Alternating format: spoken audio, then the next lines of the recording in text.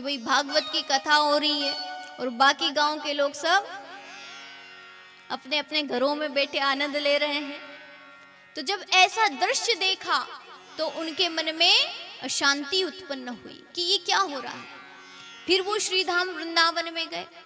यहाँ पर नारद जी कहते हैं, अहम तुम पृथ्वीम यातो ज्ञात्वा सर्वोत्तमामिति पुष्करम च प्रयागम च काशीम गोदावरी तथा। मैं सब जगह गया, पुष्कर गया, प्रयाग गया, काशी गया, सब जगह गया, लेकिन कहीं भी मुझे शांति नहीं मिली। फिर अंत में कहाँ गए? या मुनम तटमापन्नो यत्र लीला हरेर्भूत। जहाँ पर प्रभु भगवान श्री कृष्ण की बाल लीला हुई उस स्थान पर गया, और उस स्थान का नाम क्या है? श्रीधाम वृंदावन। जब श्रीधाम वृंदावन में गया तो वहां पर एक स्त्री दिखी, और उस स्त्री को जब मैंने देखा तो वो स्त्री कैसी थी? वृद्धावस्था में थी, और उसकी गोद में दो वृद्ध पुरुष मूर्छित हुए पड़े थे। दो पुरुष वृद्धावस्था में है वो, और मूर्छित अवस्था में पड़े हुए हैं। वो जो स्त्री है वो क्या कहती है? अपना परिचय देती है। आप सब जानते हैं वो कौन है? अहम भक्ति रतिख्याता इमो में तनयो मता ज्ञान वैराग्य नामानो काल योगे न जर्जरो। ये दोनों कौन है? तो ये दोनों पुत्र हैं, मेरा नाम भक्ति है, और ये दोनों मेरे पुत्र हैं ज्ञान और वैराग्य। ये काल के कारण, कलिकाल के प्रभाव से जर्जर हो गए।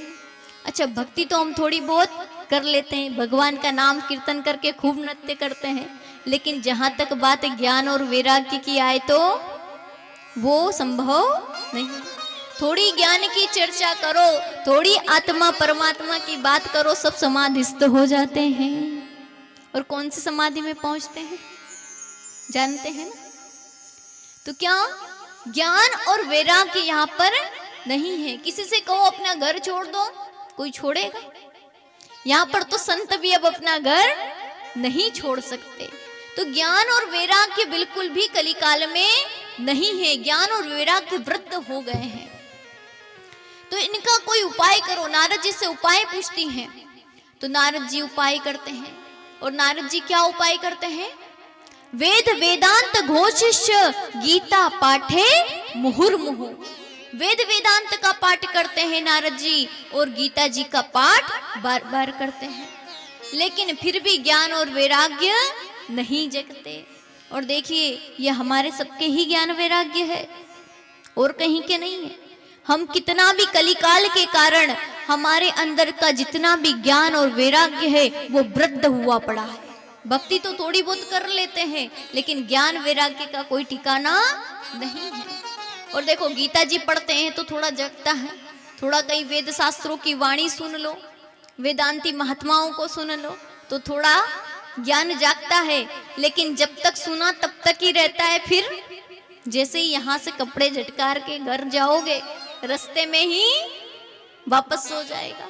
तो ऐसा ही हुआ, ज्ञान वैराग्य जागते तो हैं, लेकिन वापस कुछ देर आंखें खोल करके सो जाते हैं। नारद जी को आश्चर्य हुआ कि वेद वेदांत से नहीं जागे ज्ञान और वैराग्य।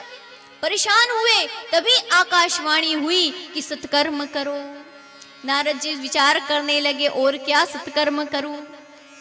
परेशान होकर के बद्री का आश्रम जाने लगे तपस्या करने के लिए, सत्कर्म को जानने के लिए। उसी समय उन्हें सनत कुमार मिले। ये जो चारों कुमार हैं, सनक, सनंदन, सनातन और सनत कुमार, ये चारों ऋषि वहां पर मिले। इन्होंने नारद जी को रोका और पूछा कि आप क्यों परेशान हैं। तब उन्होंने कहा कि मैं इसलिए परेशान हूँ कि मुझे ये नहीं पता चलता कि ज्ञान और वैराग्य को कैसे जगाया जाए। उन्होंने कहा, ज्ञान वैराग्य को अगर जगाना है तो एक ही काम करना पड़ेगा। श्रीमद् भागवतान मुक्ति सप्ताह वाचनम कुरु। एक ही काम करना पड़ेगा, क्या? श्रीमद् भागवत ज्ञान गंगा यज्ञ करो। बोलिए भागवत महापुराण की जय। तो कथा कौन कहे, कहाँ करें? बोले हरिद्वार में आनंद घाट नामक स्थान पर भागवत की कथा होगी। करेगा कौन? सनत कुमार कहते हैं हम करेंगे। नारद जी बोले फिर यजमान कौन बने? हम ही बने जाते हैं। सो यजमान जी की कोई पत्नी तो है नहीं। देखो भागवत की कथा में नियम है कि अगर यजमान पत्नी वाले हैं तो पत्नी के साथ बैठे, और नारद जी की कोई पत्नी है नहीं, सो नारद जी खुद ही यजमान बन करके अकेले विराजित हो गए। कथा प्रारंभ हुई और जैसे ही भागवत की कथा की महिमा सुनाई गई, महिमा सुनते ही भक्ति देवी नृत्य करने लगी और ज्ञान वैराग्य की वृद्धावस्था दूर हो गई, मूर्छा दूर हो गई और सब जाग गए। बोलिए भागवत महापुराण की। वहां जितने भी भक्त बैठे थे, जितने भी संत बैठे थे, जितने भी ऋषि मुनि बैठे थे, सबने ये आश्चर्य देखा कि जैसे ही भागवत की कथा श्रवण कराई, भागवत की महिमा का श्रवण कराया, वैसे ही ज्ञान और वैराग्य जाग गया।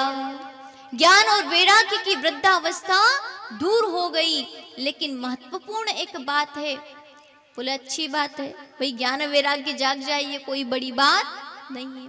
हम कभी संतों की वाणी सुने तो हमारे अंदर भी वैराग्य आता है कि नहीं, कि आज से भगवत भजन करेंगे, भगवत भक्ति करेंगे, लेकिन थोड़ी देर बाद वापस हो जाता है। तो उन्होंने यही कहा कि ये तो ठीक है, लेकिन ये बताओ कि कुटिल हो, कोई कामी पुरुष हो, तो क्या उसका भी उद्धार होता है? क्योंकि हम सब कैसे हैं? हम कोई ज्ञानी थोड़ी हैं, हम कोई वैरागी थोड़ी हैं। भाई हम तो कैसे हैं? थोड़े पाप कर्म तो संसार में रहते हैं तो इत उत तो हो ही जाता है। तो क्या कामी पुरुष हो, क्रोधी हो, तो उसका भी उद्धार होता है? नारद जी ने प्रश्न किया सनत कुमारों से। तो सनत कुमार कहते हैं क्रोधाग्नि दग्धा कुटिलाश्च कामिन और श्रीमद् भागवत सप्ताह यज्ञेन कलो पुनन्ति ते। क्या कहा? कोई क्रोध की अग्नि में निरंतर जलता रहता हो, कोई व्यक्ति बहुत बड़ा कामी पुरुष हो, कोई व्यक्ति बहुत बड़ा खल हो, कितना भी बड़ा पापी हो, लेकिन अगर वो श्रीमद् भागवत महापुराण की कथा श्रवण करता है तो मरने के बाद भी उसके नाम से भी अगर भागवत करा दो तो वो भगवत धाम को प्राप्त करता है। ये भागवत का फल है। बोले ये कैसे हो सकता है? जिसने जीवन भर पाप कर्म किया, केवल उसके नाम मात्र पे भागवत करा देने मात्र से ही वो भगवत धाम को प्राप्त होता है। यह कैसे संभव है? ये तो असंभव सा प्रतीत होता है। कोई उदाहरण हो तो बताओ। तो उदाहरण देते हैं। उदाहरण किसका दिया? आप सब कथा जानते हैं। किसका उदाहरण दिया? 24 साल से कथा सुन रहे हैं, जानना है? क्या बोलना पड़ेगा? राधे राधे।